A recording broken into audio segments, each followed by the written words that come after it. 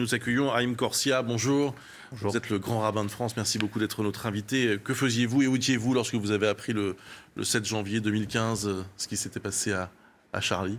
Vous savez pas? Si. J'étais dans une dépendance du ministère de l'Intérieur qui réfléchissait sur un projet pour la déradicalisation.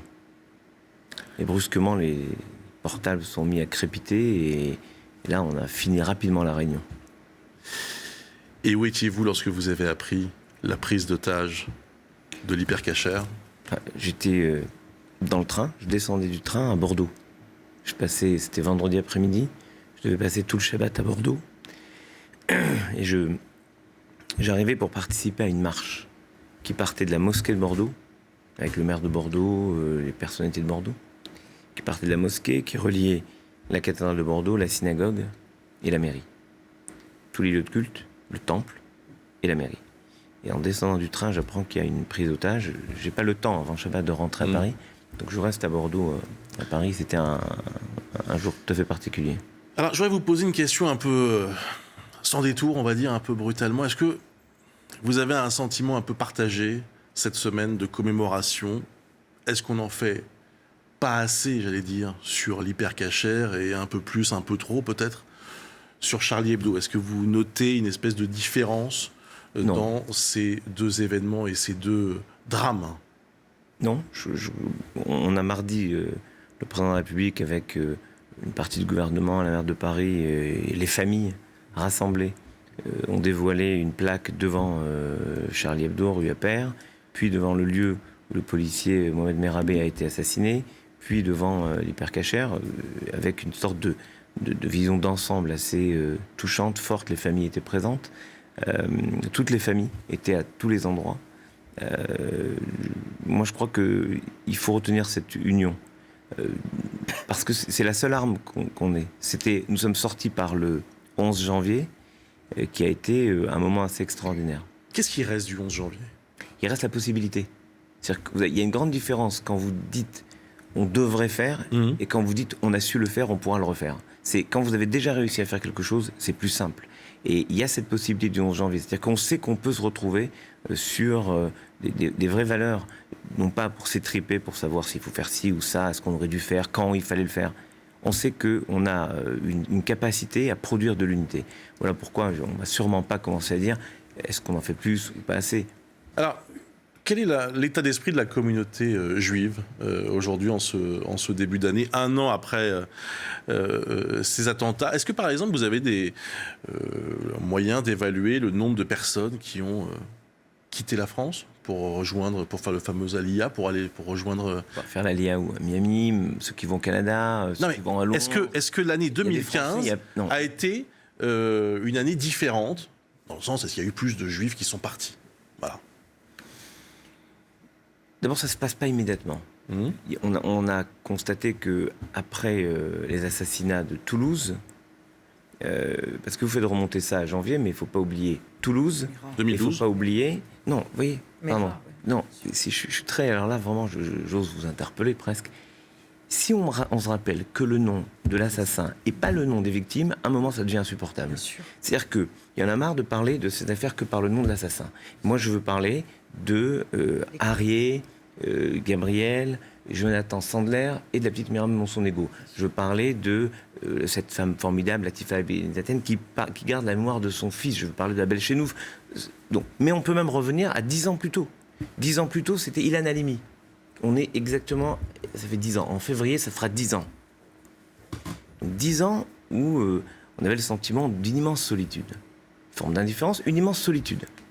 Et d'ailleurs, c'est étonnant parce que maintenant, on commence à se rendre compte que, en fait, c'était pas les uns simplement qui étaient visés, ou pas que des journalistes parce que bien fait, ou des policiers parce que c'est normal, des juifs parce qu'on a l'habitude. Non.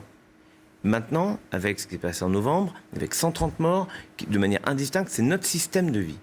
Et donc, la seule solution, c'est d'être unis. C'est donc de ne pas considérer que comment faire pour que les juifs se sentent mieux ou les uns se sentent mieux, c'est que nous produisions une capacité à nous sentir tous dans la même situation que l'autre. Parce que si on considère que l'autre est un paratonnerre pour moi, ça ne peut pas marcher. Parce que si je considère que c'est que les femmes qui sont visées, ça va tomber sur vous, Je m'éloigne de vous et donc je brise la société. La seule solution, et d'ailleurs je me souviens d'un journaliste de Charlie qui a dit quelque chose. Je ne suis pas un lecteur de Charlie assidu, pour tout vous dire, j'ai jamais lu le journal avant qu'on en parle.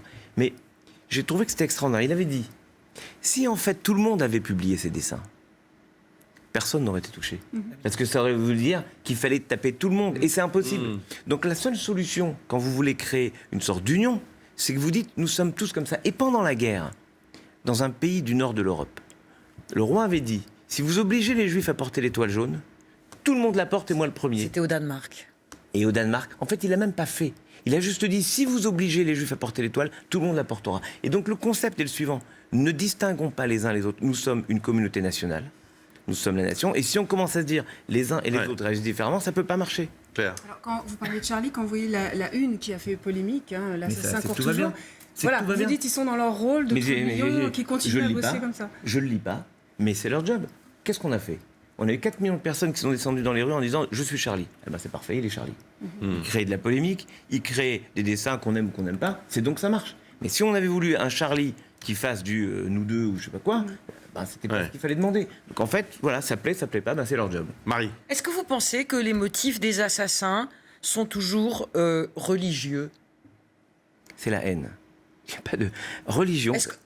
Religieux, voilà. c'est une question extraordinaire que vous posez parce que c'est la réponse. Ça prouve qu'elle est la bonne question. Religieux, c'est l'un du mot religere, qui veut dire relier les uns aux autres. Je crois que quand vous tuez quelqu'un, vous coupez ce lien de vie. Donc ça ne peut pas être un motif religieux. Ça peut être une folie, une fausse interprétation, mais pas religieux. C'est donc un motif de haine. Et la haine, on la combat par l'amour et par le lien. Haïm Corsi, alors ce qu'il y Et a... par la fermeté. C'est quand même pas idiot.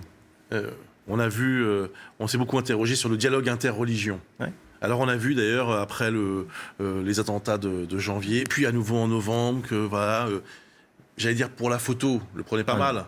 Ben oui, mais c'est la question que rien mal. je peux vous poser. Vous avez raison. Pour la photo, question. Ils sont là, ils sont réunis, ils discutent ensemble. Ça se manifeste comment après? Ça discute vraiment? Vous parlez ensemble? Vous essayez de faire des choses? On fait. Ça se fait à tous les niveaux. D'abord, il y a effectivement, le phénomène de photo est important. On n'est pas qu'une publicité. Le symbole pour Benetton, c'est pas, ils sont tous beaux, ils s'aiment bien. C'est qu'il y a vraiment quelque chose à défendre ensemble. Cette notion de lien, qui ne va pas que dans la même segmentation religieuse, mais qui va avec tous les croyants et ceux qui ne croient pas. On a vraiment, il y a 2 jours, nous étions au vœu chez le président de la République, il a parlé de ça, il nous a demandé de parler, parce que la parole des religieux, avec la parole de ceux qui ne croient pas, mais ceux qui espèrent ensemble, elle est essentielle pour créer une société. Nous sommes une société laïque, c'est-à-dire où l'État est neutre, mais chacun peut porter ou ne pas porter une religion. Je vous garantis qu'au niveau le plus proximité, les voisins, il y a des messages extraordinaires. Vous parlez de la situation des Juifs. Dans la rue, des gens arrêtent, des amis m'arrêtent en me disant « restez ». Il y a des choses magnifiques. Il y a des choses magnifiques. Et il faut garder cela.